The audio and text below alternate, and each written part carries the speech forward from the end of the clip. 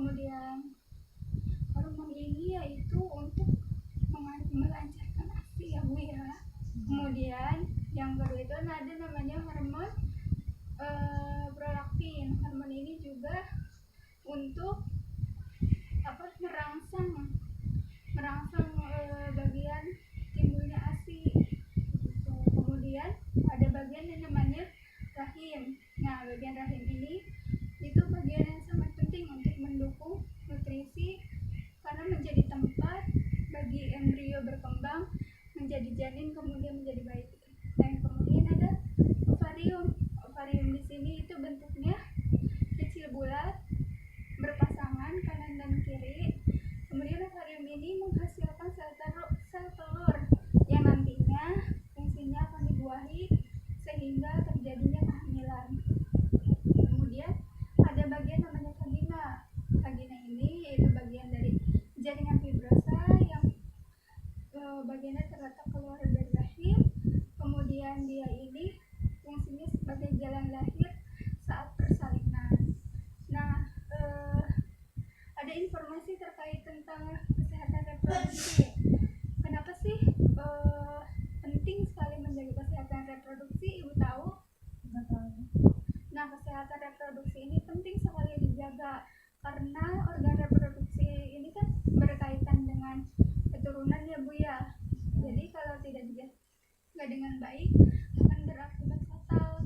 Nah, kemudian ciri-ciri organ reproduksi yang sehat itu yang pertama tidak ada gangguan seperti keputihan abnormal. Yang kedua itu menstruasi itu secara teratur terjadi. Terus gimana sih ciri-ciri keputihan yang tidak normal? Nah, keputihan yang tidak normal itu yang pertama dilihat dari warnanya itu biasanya kuning atau kehijauan, lalu teksturnya itu kental, kemudian lengket. Nah, dia itu berbau dan juga akan terasa tidak nyaman dan ada rasa gatal seperti itu. Nah, kemudian organ reproduksi yang tidak sehat itu dia akan timbul seperti adanya nyeri head, kemudian menstruasi yang tidak teratur, dan ada gangguan pada organ reproduksi lainnya. Kemudian bagaimana sih kita memberikan tips nih supaya untuk menjaga si organ reproduksi itu sendiri? Ibu tahu? Nggak tahu. Nah, yang pertama itu kita harus rajin olahraga, kemudian harus rajin membersihkan area sekitar organ reproduksi seperti vulva hygiene. Jika ibu biasa menggunakan sabun khusus, ibu bisa gunakan atau setidaknya menggunakan air hangat. Kemudian jangan konsumsi alkohol dan jangan konsumsi kolesterol. Setelah itu organ sudah seperti itu, sudah tidak ada lagi.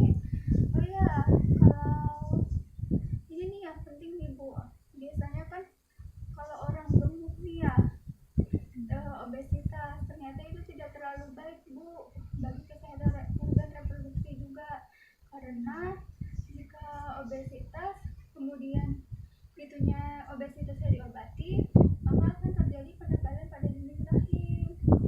Itu ya sudah, segitu saja. Apakah ada yang ingin ditanyakan lagi? Tidak ada. Baik, saya pamit ya Bu ya. Saya rasa informasi yang saya berikan sudah cukup kepada Ibu.